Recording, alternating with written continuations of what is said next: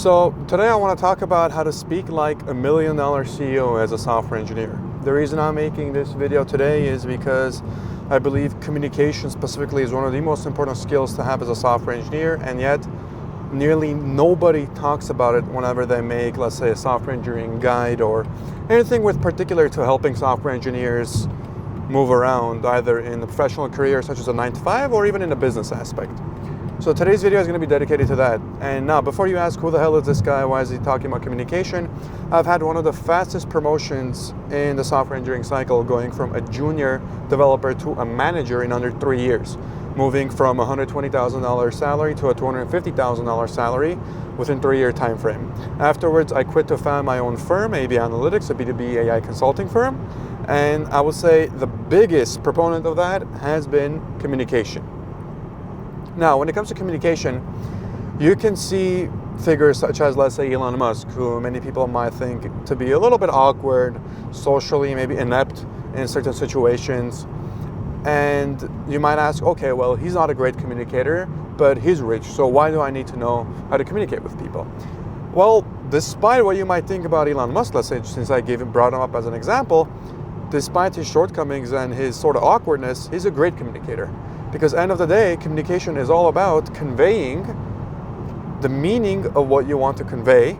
So in other words, for him specifically, a lot of times it's about conveying the value of what he is doing. That's why he's able to get so many investments for his companies and many other ventures. So in essence, think of communication as a way to convey the value of something. And if, let's say, this ring right here, right? If it has a value of, objectively speaking, it has a value of $100, then my communication would be, how well can I communicate to make the other person on the other end believe that this is actually worth $100 and not 99 or not 98 or 50, right? So I can give this same ring to 10 different people and ask them to talk about it, right? And now I'm not talking about it in the perspective of sales, just regular communication, explaining to me the ring itself, what it does, its uses, its functions, and based on 10 different people's inputs, this ring can vary in worth. Same exact thing with every single software engineer. Whether you're a software engineer current 9-to-5, whether you're gonna go down one day and build your own business, communication is the number one thing you need to be aware of, such that you can convey your own value properly and accurately. And then after that, you can dive into all those other things that come with the sales, marketing.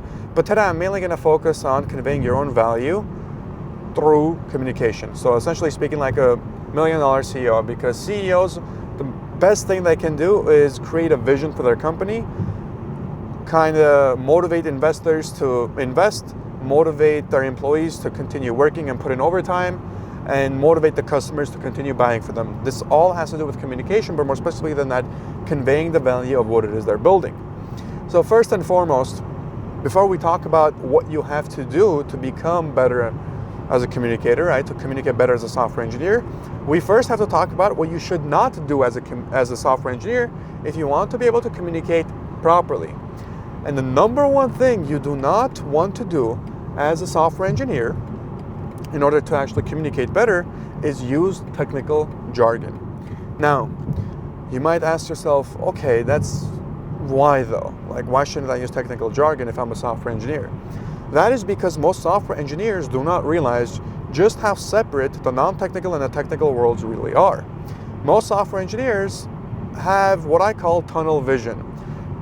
From a very young age, they've been involved with computers, they've been dealing with technology, the university they went to, the people in their classes, ideally individuals going into comp sci, right, computer science, electrical engineering, any of those stuff.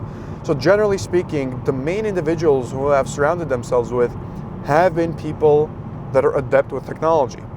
But not many software engineers understand that, I would say, the majority of individuals on the planet, especially the older generation, but when I say older generation, I mean, relatively speaking, anybody that's over 45, 50, has no clue about what technology even does to this day.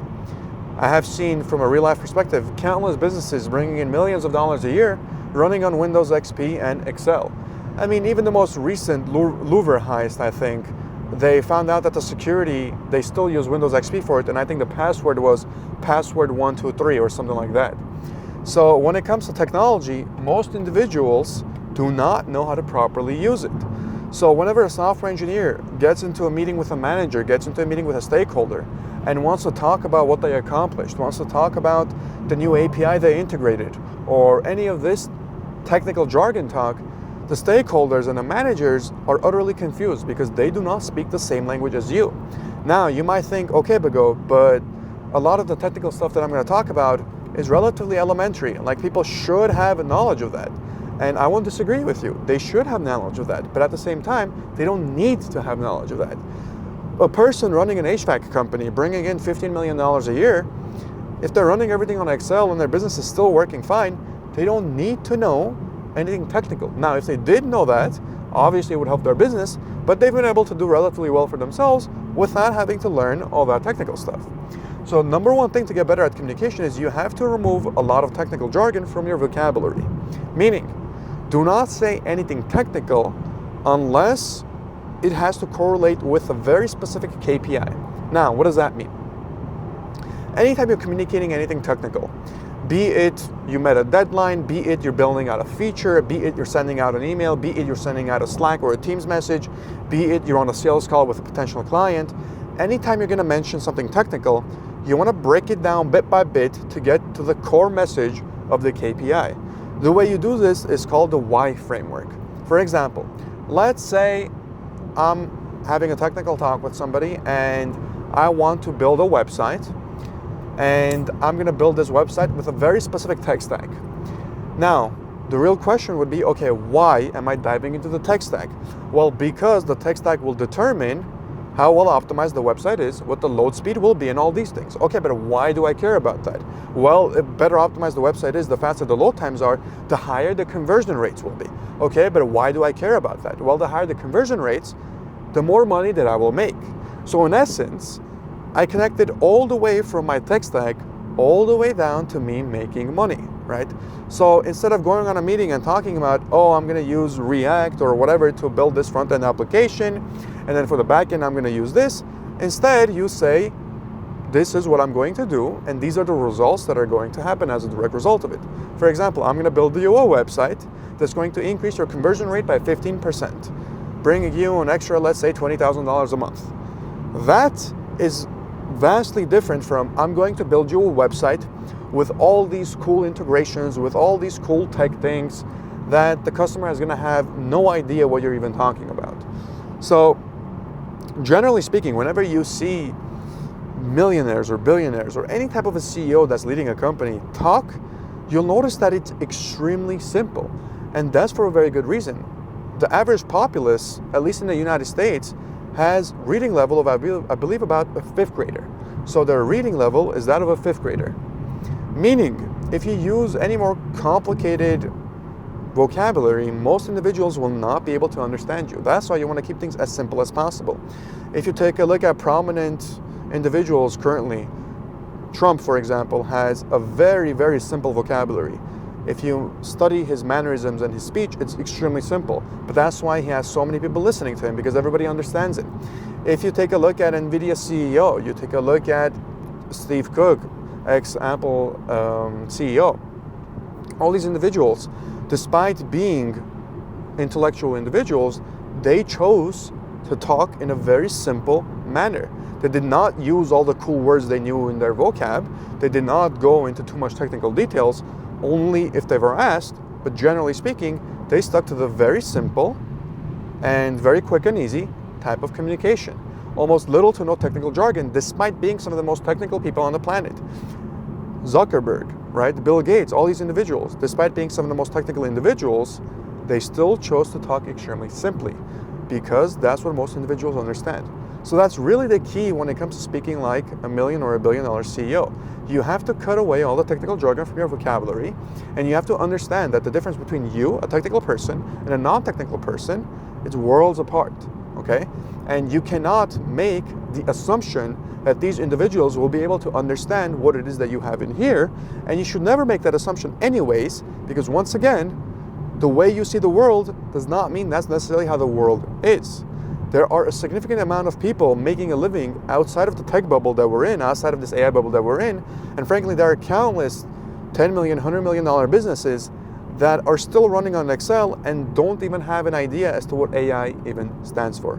So that's really the key lesson here. If you want to get better as a software engineer in general, you want to make more money, you need to become a better communicator. And for you to become a better communicator, you first have to understand that there are non-technical people in this world who do not appreciate that technical jargon. And second, you need to remove all that technical jargon to keep things as simple as possible and talk only strictly in terms of value.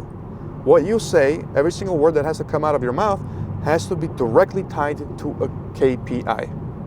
And if you do that, you will very easily be able to get to anywhere you want to get to. If you want to learn more about this, and more specifically how to grow as a software engineer, feel free to book a free call with me down in the description below at codetoceo.com. You'll see it if you go. I'm not going to try to sell you or anything on that call. It will be strictly just an educational as to what you can do right now at this current moment to make a lot more money as a software engineer, more specifically, how you can transition from a 9-to-5 to being an entrepreneur. As always, thank you so much for watching and have a good one.